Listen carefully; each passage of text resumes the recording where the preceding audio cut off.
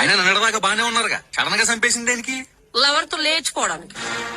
ఆడితో లేచిపోవడానికి ఇన్ని చంపడం దేనికి? ఆడితోనే మామూలుగా లేచిపోవచ్చు కదా. ఏంటి పుల్లబ్బాయి నువ్వు మాట్లాడేది?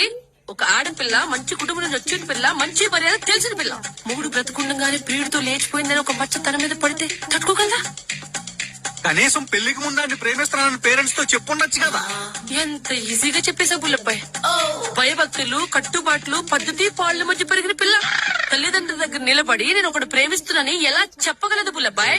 కనీసం అని లేపేసే ముందు కూర్చోబెట్టి ఒక మాట చెప్తే మనసు ఒప్పుకోకపోయినా మనిషిని బతుకుంటే చాలనుకుని ఆడే దగ్గర ఉండే ఇద్దరికి పెళ్లి చేసేవాడు కదా. ఎన్ని యుగాలు గడిచినా, ఎన్ని తరాలు మారినా మా ఆడవాళ్ళ మనసు మీ మగాళ్ళకి ఎప్పటికీ అర్థం కాదు. మొగుడే దగ్గరుండి వేరే వాడికి పెళ్లి చేశాడంటే రేపు వాడు సొసైటీలో తలెత్తు తిరగలడా? తాళి కట్టిన మొగుడు నలుగురిలో నవ్వుల పాలు కాకూడదనే కదా వాడిని లేపేసింది.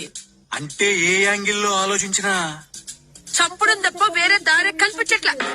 లేదు, we don't have a choice.